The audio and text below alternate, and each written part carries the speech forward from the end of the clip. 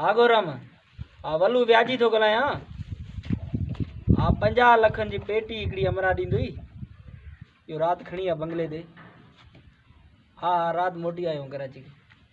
हा वधीक कचहरियूं कंदा त इहो राति इहो पेटी खणी आहे जल्दी ॾियणो आहे अमरा खे।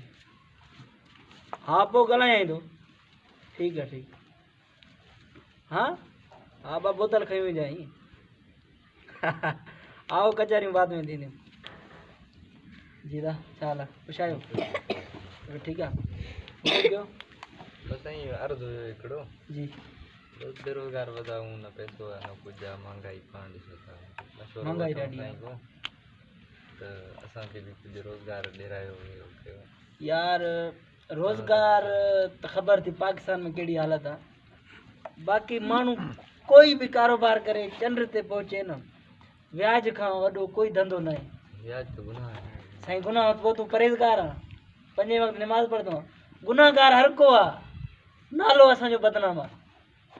गुनाहगार हर को आहे। हाणे अमरा कल्ह आयो मां वठी वियो 25,000 व्याज ते वठी वियो।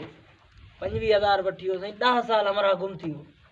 10 साल असांजो बि त धंधो आहे। आयो साईं वरी माई वठी आयो, पुटड़ो बि नंढो हुजेसि माई वठी आयो।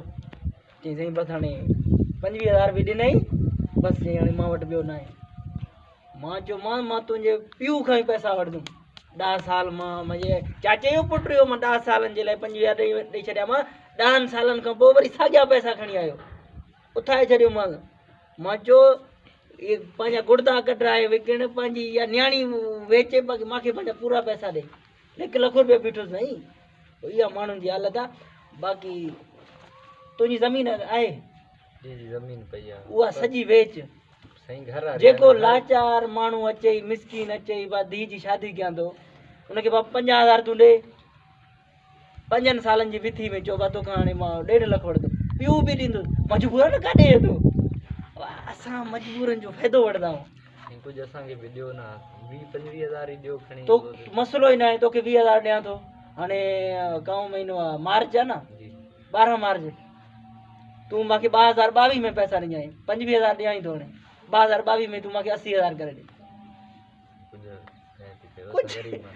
न आहे भाउ, असां में इहा शइ न आहे। असां धंधो कयूं त भराड़े तोखे 5 चाचे पैसा ॾिना न ॾिनई न, भाउ ॾिनई। ॾुखे कम में बि असां कमु अचूं, वरी इहे ॻाल्हियूं बि असां सां कंदा हो। कोई ऐब न आहे व्याज में। ठीकु आहे महिरबानी। इहे पैसा पोइ छोकिरा कोन्हे छोकिरो, शाम ईंजांइ, तिजोरी जूं चाबियूं हिन वटि, पैसा ॾींदोमांइ, पोइ वरी ॾिजांइ मूंखे। ठीकु आहे, कोई मसइलो न आहे।